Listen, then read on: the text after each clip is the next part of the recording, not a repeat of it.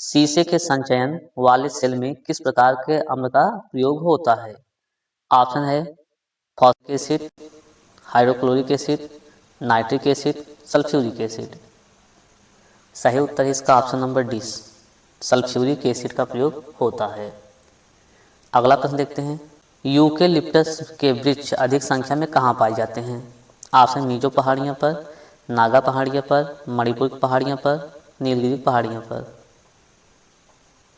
इसका सही उत्तर option number D, Nilgiri पहाड़ियों पर यूकेलिप्टस के वृक्षों की संख्या अधिक है। यूकेलिप्टस को अमेरिकी आतंकवादी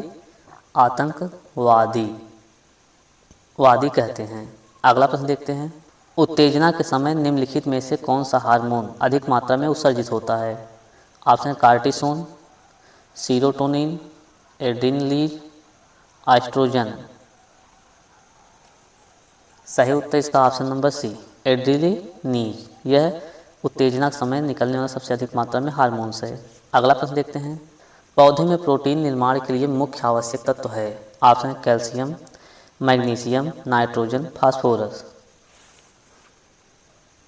इसका सही उत्तर है ऑप्शन नंबर सी, नाइट्रोजन। यह पौधे में प्रोटीन निर्माण के मुख्य आवश्यक तत्व है।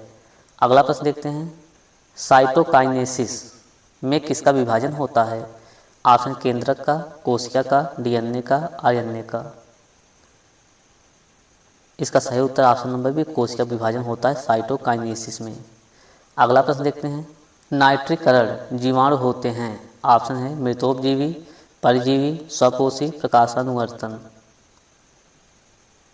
सही उत्तर इसका ऑप्शन नंबर परजीवी होते हैं।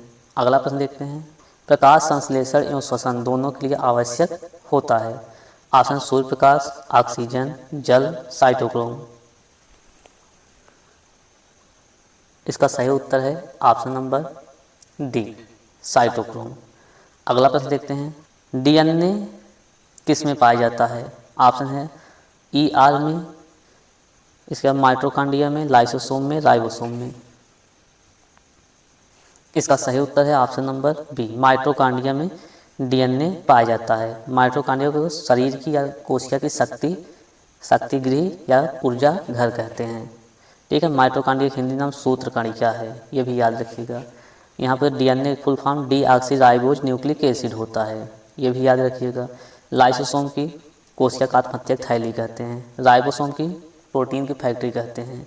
तो डीएनए हमसे पूछा डीएनए किस में पाया जाता है? माइटोकॉन्ड्रिया, ऑप्शन बी इसका सही उत्तर है। अगला प्रश्न देखते हैं, व्हेल मछली किस वर्ग में आती है? ऑप्शन पक्षी, मत्स्य, उभयचर, स्तनधारी।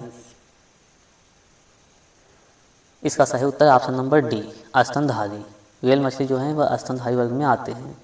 अगला प्रश्न देखते हैं, कोशिकाओं के अंदर सूचनाओं का प्रवाह होता है? ऑप्शन है आरएनए के द्वारा, डीएनए द्वारा, माइटोकॉन्ड्रिया द्वारा, राइबोसोम द्वारा।